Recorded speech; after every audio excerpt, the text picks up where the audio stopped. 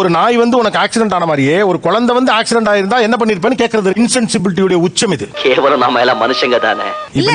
No, I completely condemn this. I completely condemn this. இதுக்கு மேல ஒரு வார்த்தை பேசுங்க. அது எப்படி நீங்க பேச முடியும்? ஒரு நாய் குறுக்க போய் ஒரு புள்ள சாகுறதுக்கும் ஒரு புள்ள குறுக்க போனதுனால நீங்க கீழே விழுகிறது ஒண்ணா?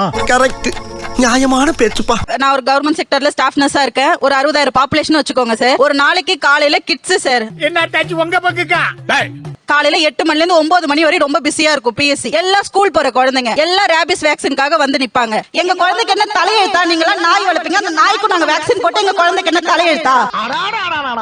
நான் என்ன சொல்றேன், ஒரு ரேபிஸ் வந்து 96% ஒரு எமர்ஜிங் டிசீஸா வந்துட்டு இருக்கு. அதோட சீரியஸ்னஸே புரிஞ்சுக்க மாட்டீங்க. நாங்க நாயை இது பண்ணுவோம், நாய்க்கு இது பண்ணுவோம், ரொம்ப தப்பு சார். ஒரு மனித உயிருக்கு முன்னாடி இதெல்லாம் வந்துட்டு என்ன எப்படி ஏத்துக்க முடியும்? பெத்தவனுக்கு தான் தெரியும் பிள்ளைய பத்தி.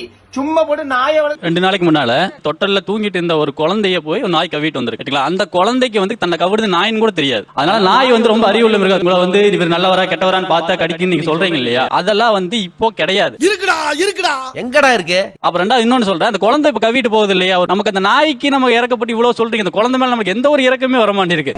எவ்வளவு கேவலமான பிறவிங்க இல்ல நம்ம. எனக்கு உண்மையா ஆச்சரியமா இருந்து இவங்க மோ கருணை உள்ளவங்களா தான் இருக்கணும். ஒரு குழந்தை கடிபடும் சொல்லும் போது இவங்களுக்கான வலி அதிகமா இருக்கணும். இவங்க கிட்ட நான் வலியே இல்ல. You are a good man.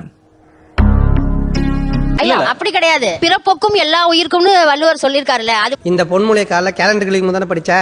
இதே வந்து ஏன் நாய்க்கு மட்டும் உங்களுக்கான கருணை செலக்டிவ் கருணையா இருக்கு? அப்படி நீங்க சொல்றீங்க, நாங்க நாயிட்ட மட்டும் தான் கருணையா இருக்கும். சரி, உங்களை ஒரு கொசு கடிச்சிச்சுன்னா என்ன பண்ணுவீங்க? சதக்குன்னு அடிச்சு சக்குன்னு நசுக்கி போட்டுக்கிட்டு இருக்காங்க. அது கொசு கடிச்சிச்சுன்னா அதை தட்டுவோம், அடிப்போம். அது இல்லன்னு சொல்லல. அது செத்துரும் இல்லையா? ஆமா, அது இல்லன்னு சொல்லலையா? அது ஒரு உயிர் தானே. பாயிண்ட். இதுக்கு தான் நீங்க பஞ்சாயத்துக்கு வேணுங்கிறது. வீட்டுக்கு கரப்பாம்பூச்சி வருது, நம்ம என்ன பண்றோம்? வெயிட் நமக்கு தொந்தரவா இருக்கு, படக்கூடாதுன்னு நம்ம வச்சு வைக்கிறோம். மத்தபடி நாங்கலாம் அதை கையில கூட இறந்துருது. அப்படிங்களா? ரொம்ப ரொம்ப ரொம்ப சந்தோஷம். ஒரு பாம்பு கொத்த வந்துருது, நம்ம என்ன பண்றோம் உடனே? சரி பாம்பை கூட விட்டுருங்க, கரப்பாம்பூச்சி ஏன் கொல்றீங்க, ஏன் கொசுவை கொல்றீங்க? எனக்கு அதுக்கு பதில் சொல்லுங்க. அது உயிர் கிடையாதா? அது ஒரு உயிர் தான், இல்லன்னு சொல்லல. அது இந்த உலகத்துல பிறந்த ஒரு உயிர் தானே. நீ கேட்ட ஒவ்வொரு கேள்வி என்ன செருப்பால் அடிச்ச மாதிரி இருக்கு.